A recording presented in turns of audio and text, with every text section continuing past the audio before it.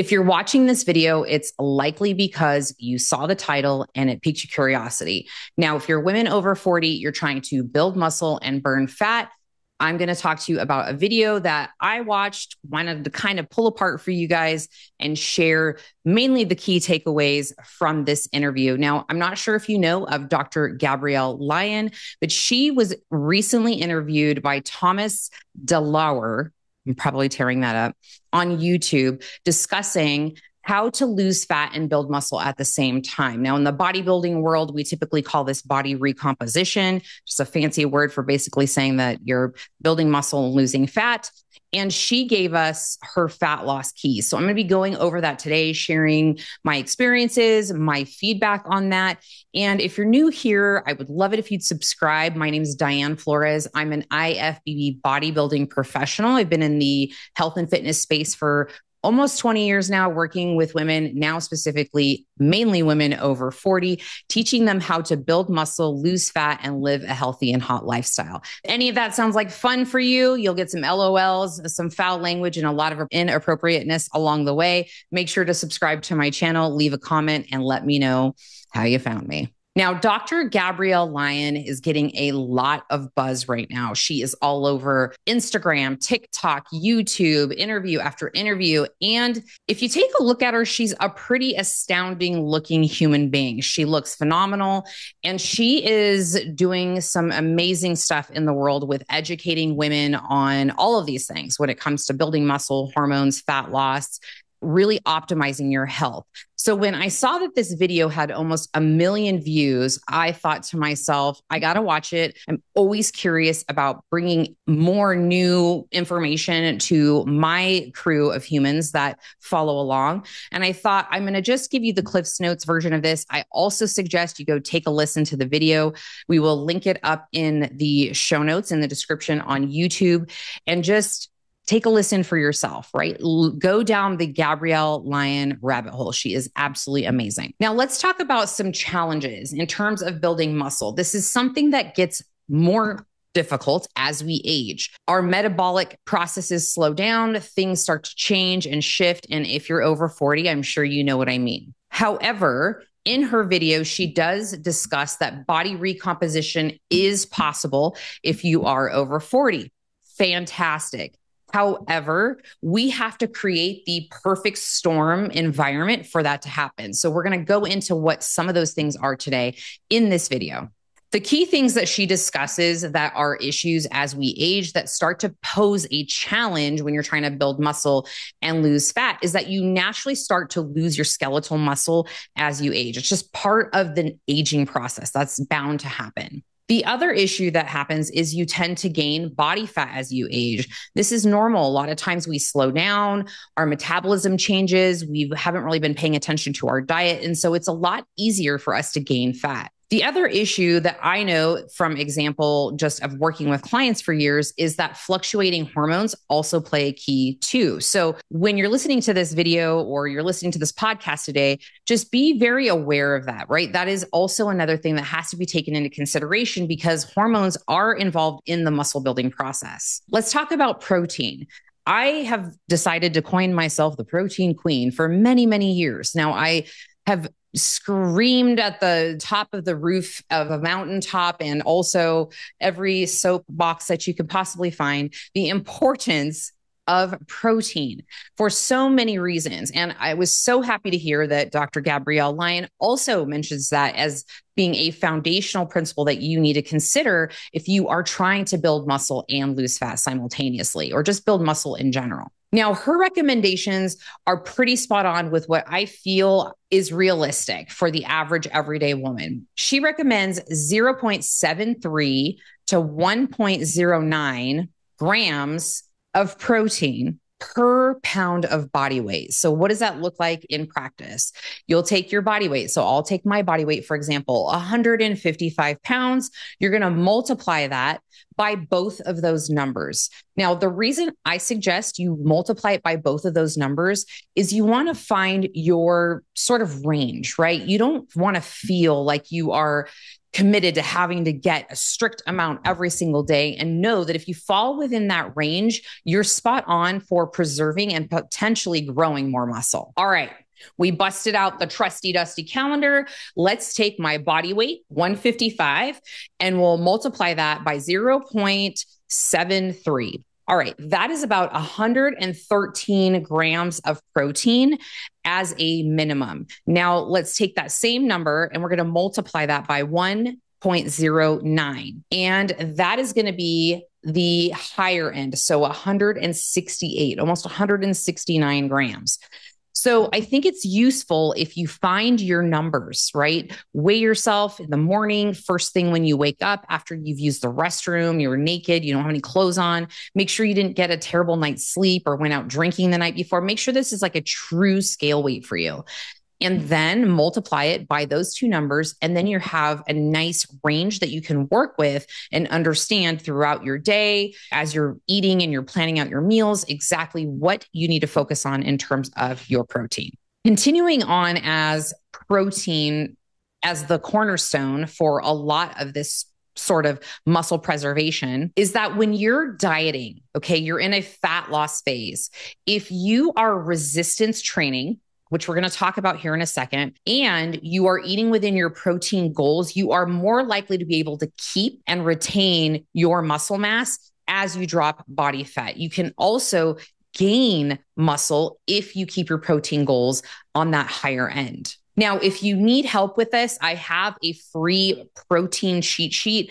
I will go ahead and put it up here in YouTube, or if you're on the podcast, you can find that in the show notes. It is a free PDF with 23 of my favorite high protein snack ideas. And I find that most women really struggle with a snacking component of it. So if I can interject a few little protein snacks in tandem with some of your other snacks, and we can get your protein goals up higher, then we're off to a good start. Next, she goes into supplementation. Now, I have been an advocate of supplementation for many years. I've seen how wonderfully it's worked for myself and how wonderfully it's worked for my clients. Now, the supplements that she really focuses on in this video are creatine, omegas, vitamin D, and one that I'm not familiar with, which is urolithin A. Now, when she breaks down each of these supplements, she shares how creatine is super important. And a lot of women shy away from it because of these old school theories and myths that you're going to hold water and crazy stuff happens. Creatine is safe. It's going to help build your muscle and is going to help with cognitive health. Now, this is honestly one of the reasons why I have been back on my consistent creatine game for probably the last 6 to 8 months. Taking it every single day was brain health. I think as we age and we go through different phases, we care about certain things more at certain stages than we did in others, right? When I was in my 20s and my 30s, I wasn't really too concerned with brain health and longevity as I am now, right? In my 40s and coming up on my 50s. So these things are the foundations for muscle building, but also they have some crossover effects in other areas, right? So the creatine has the muscle building properties and also the cognitive function support. Then we move on to the omega-3s. This is one that I absolutely, hands down, always have in my supplementation rotation, simply because I know I'm not consuming enough from my diet. And most of us in the, Western society and the American diet aren't typically getting enough omegas in our diet. So with that, I make sure I have a good quality omega-3 in my supplementation. Again, going to help with muscle processes. And one thing that a lot of people aren't aware of is it helps with insulin sensitivity. So this is huge, especially when you're going into fat loss or you've done a lot of dieting and yo-yoing in the past and your metabolism isn't exactly keen when it's time to go into a fat loss phase. So this is super helpful. Now, the third supplement that was discussed was vitamin D. Now, this is also huge for muscle function and also our immunity. And as we age, something we want to be on top of is making sure that our immunity is at optimal function, because anytime you're getting sick, then you are creating environment for inflammation in your system. And then it just puts off all of your self-care things like getting into working out and doing cardio and moving, and overall a lackluster for even wanting to eat well. I'm sure all of us can resonate with that, right? You're feeling sick. The last thing you really give a shit about is warming up a chicken and rice meal. You want something maybe soothing or something that just kind of is comfort food sometimes when we're ill. So the healthier we are, the more on track we will be with trying to achieve this goal of building muscle and burning fat. Now, this urolithin A, okay, I don't know anything about it. I'm not even going to pretend that I do. So I want to make sure that I do the due diligence here as far as what was given in this podcast, which was it is a postbiotic. Now, I'm assuming this has something to do with digestion just because of the biotic sense of the word. So I would say anything that is going to help your GI and improve your digestion is always going to be optimal for muscle growth. You'll be able to process your nutrients better, digest your food better, and also just an overall sense of a healthy gut flora, because there is something to be said about the gut-brain axis, I believe it is, and how our digestion and when it's sort of disrupted affects our brain. Now, let's talk about my favorite topic, resistance training. In order to build muscle, you are going to have to stimulate the muscle to do something. It needs to be pushed outside of its comfort zone to then repair and grow a little bit larger. Now, if you're a woman, don't freak out when you hear that. I don't want big muscles. It's not that easy and it doesn't work that way, right? So we typically, as females, don't have enough testosterone and the hormones we need to grow big, giant muscles like men. So that's old school. We just kind of abolish that here on this channel. We don't talk about that. But she does mention it is important to get the minimum effective dose of resistance training for you to actually see the benefits, right? So with that, she does recommend at a minimum 2 days per week. And I would say that's pretty spot on with what I would tell people. And what I've been sort of preaching is that 2 to 3 days is a sweet spot for most people. Now, if you're a complete beginner, I say start with 2. And I've often been known to say start with 1. You got to really get a feel for it and make sure that you don't injure yourself and that you are doing the right things in order to build muscle, because it's not just walk into the gym and just start tinkering on a bunch of random machines. You want a plan. You need to go in with a plan. And part of what she also mentioned in this interview was hitting each muscle group and getting 10 to 20 sets per muscle group. Now, I fluctuate with what I recommend for my clients. I think on the lower end is definitely on point when it comes to how new you are to resistance training. So if you're newer to the gym and doing these type of workouts, then 10 sets per muscle group is going to feel like a lot for you. If you dabble in the gym and you get in and maybe work out a couple times a week and you now start paying attention to the amount of sets that you're doing per muscle group, 20 is going to feel probably like a sweet spot. And those of us that have been training and have a long training history, I know that for my glutes, I'm fine with 30 sets for my glutes. And it's not hard, heavy hitting sets. It is a combination of several different varieties to train all heads of that particular muscle group. And I think that's when bodybuilding gets a little bit more intricate when it comes to the resistance piece of things and sculpting that type of physique. But if you're just wanting overall health and hotness, then somewhere in that 10 to 20 sets per muscle group is going to be your sweet spot. Now, another thing to consider, and this wasn't something particularly mentioned on this video, but just in my experience and all of the sort of bodybuilding gurus and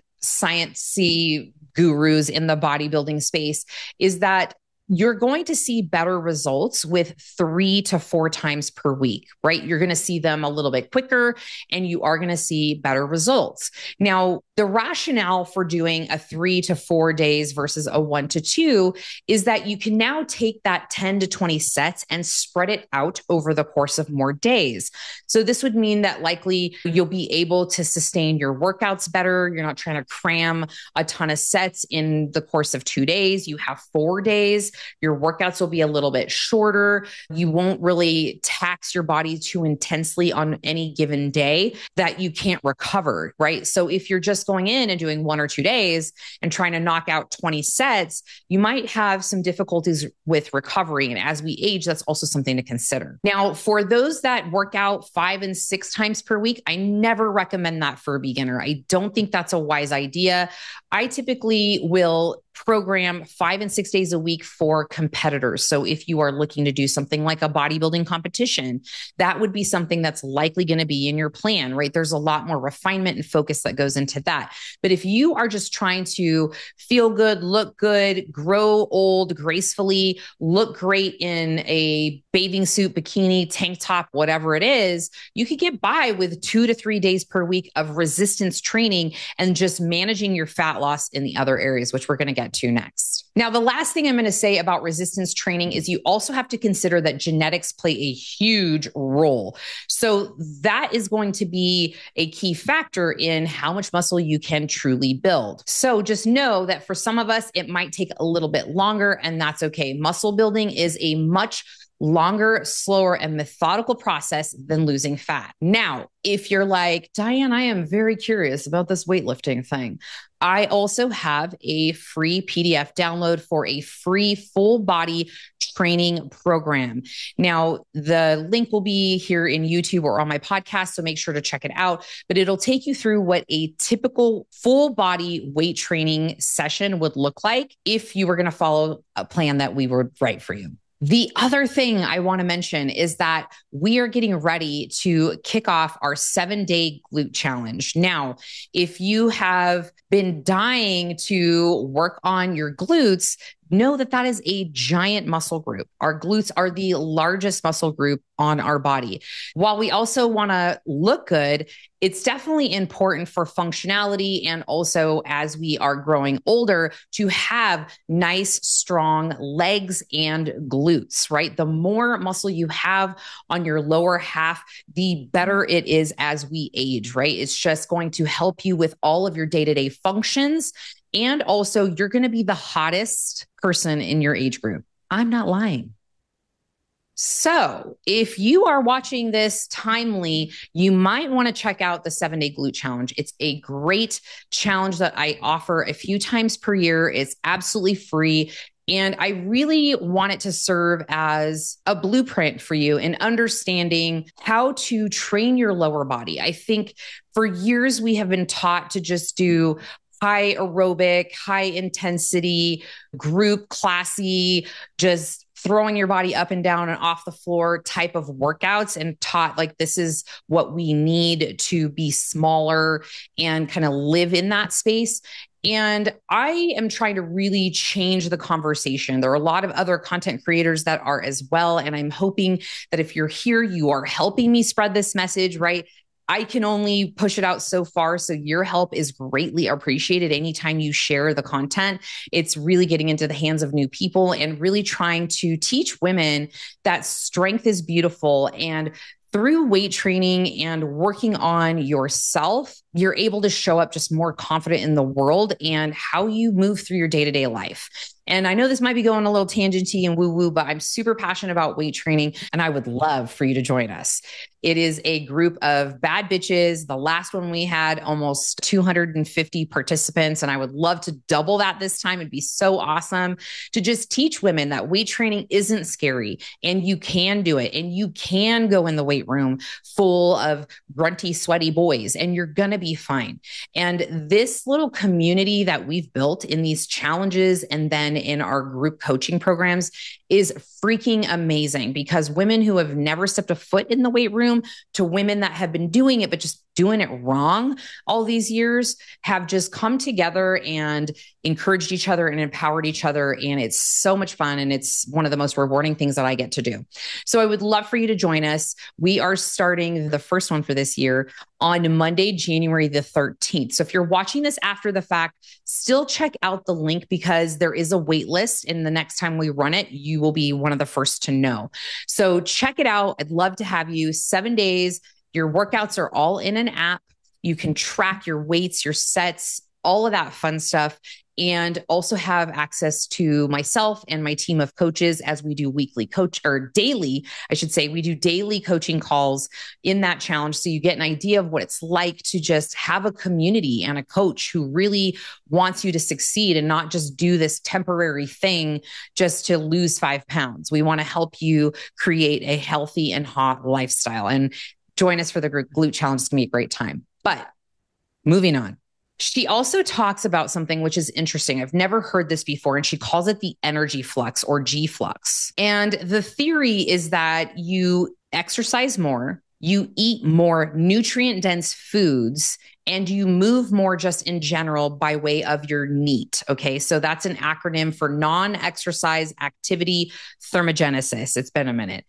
And that is going to be all of the other little movements that you do through the day. So I'm here and I have inflections with my hands, or you tapping your foot, or you getting up and going to the kitchen for a snack, or walking from your car to the grocery store. All of the little activity that you don't really think about with time, that adds up. And so this G flux concept is that if you give yourself the opportunity to move more, and you also eat more food, you're improving your fat loss potential by really stoking your metabolism and giving it the environment it needs to be effective. The other consideration that she discusses about fat loss and fat loss strategy is walking, which, hallelujah. Yeah, we're singing the praises on that, because that is pretty much what I do most of these days, is just walking to maintain my level of body fat and where I'm comfortable. And I know that if I'm going to go into a fat loss phase, I'm just going to walk a little bit more. I don't do a ton of high intensity, crazy stuff like that, just drenched in sweat workouts. I know that feels good sometimes, but the thing is, when it's done in excess, it is actually detrimental to your fat loss. So she does speak about how walking is super important for fat loss and maintaining lower levels of body fat. The other key thing with walking is that it helps you preserve your lower body tissue. So the problem I see a lot of women get into is that they want to start lifting. So like, for example, our glute challenge that's coming up, they'll start doing the lifting, but then they also want to continue training for their marathon and doing their spin classes and doing their CrossFit WODs and things of that nature. And they're like, is that okay? And I'm like, not if you really want to preserve your muscle and build any. You're going to probably end up wasting it away. So that's something to think about, is when you are resistance training, what are your other modalities of cardio looking like? Are you really doing your body a disservice by adding too much on because you can't let go of that need to like find a calorie burn on your watch, right? Hi, I'm guilty of it too. I've done it before in the past, but I'm here to just say, I know better. Now I want you to know better. So let's do better. All right. Some of you aren't going to like me for this next one, but we're going to talk about sleep. I know, sleep. I have been a night owl lately. I'm not going to lie. This is not on brand for me, but I got a TV. I got a TV, y'all. Now, for those of you that are new here, I've always talked about pridefully how I don't own a TV. Well, when I moved out here to Vegas, my parents came to visit, and my dad, bless his heart, he can't sit still. And if he's going to be trapped in my house without the ability to sort of roam and drive and do his own thing, because he's in his 70s now, he needs a babysitter. And for my mental health, I bought a TV for my parents while they were here, because I knew I was going to have to work and I couldn't be running around the whole time and entertain my parents. So I've been watching a little bit of TV, and sometimes it takes me out up until 11:30, and then I'm up, at 5 or 6 to get started with my day. So if this sounds like you, we got to talk. We've got to talk, because sleep is definitely going to hinder so many things. Now, one thing she talked about that was kind of a slap in the face, and I've heard it before, but I think I just needed that gentle reminder, is that every night of sleep that you aren't sleeping optimally, you are decreasing your odds at improving your muscle mass. And I was like, girl, say less. One night of sleep deprivation reduces muscle protein synthesis by 18%. That is huge. Okay. So we ain't doing that no more. We need to get sleep. We need to prioritize our sleep. Now, funny enough, I have a sleep resource for you, because these are problems I've been trying to solve for my clients for many years. So we'll link that up in the show notes and also the description here, should you be curious. My sleep hacks and sleep tips.